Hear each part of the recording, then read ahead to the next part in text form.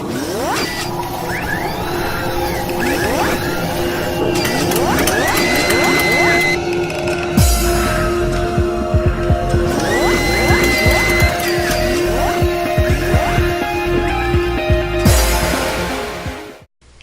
now we're going to put our first control structure to use.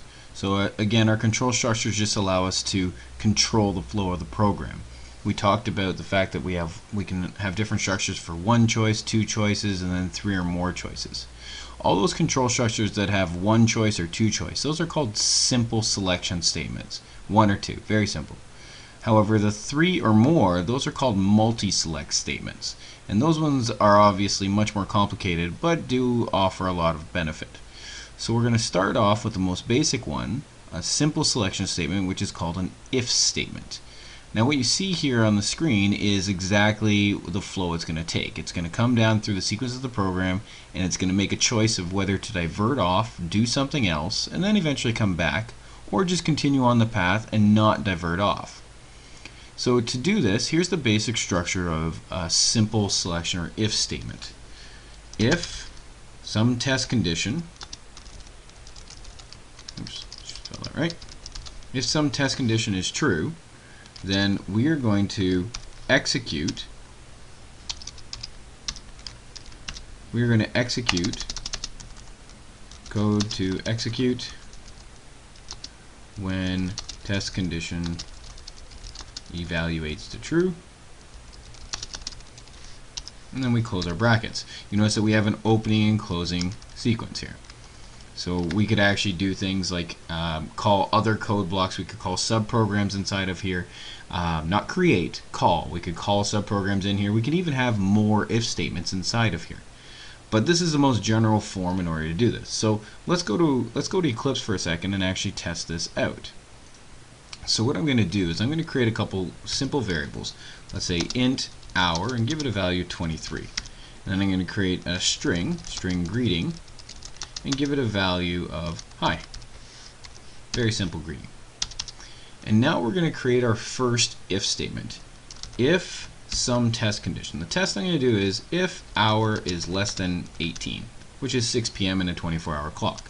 If hour is less than 18, then I'm going to change greeting to good day. And then when it's all said and done, I'm going to display the final result, system.out.println, and inside of here I'm just going to put greeting. Now something is going to get displayed in the console. I'm not sure what at this point.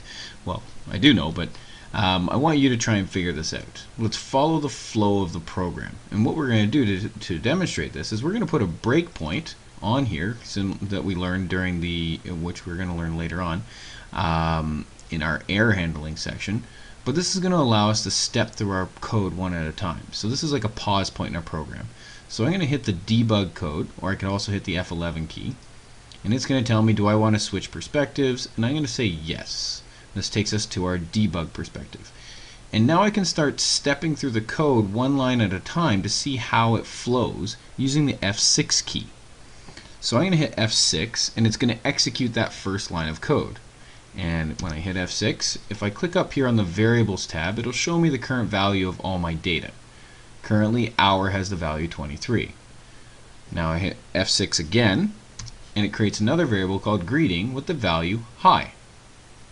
Now we're on this if statement, this test condition, and you notice that I can just mouse over and say, hey, what's the value of hour? Oh, it's 23. Now looking at this, 23 is not less than 18, which means it is not going to enter this code block. It's not going to get inside here and start executing the code inside. It's going to skip this whole chunk and go immediately down to the system.out.println. So when I hit F6, you'll see the jump. It doesn't even go inside. So if I mouse over the value of greeting, it should still be hi, and it is. So if I hit F6 again on the console, we see hi pop up.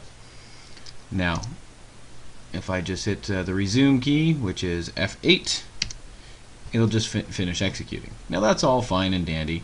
What if I wanted it to change? We could change the value of hour. Let's change the value of hour to say 6 a.m. And we run our program again. This time I'm going to step through it one more time.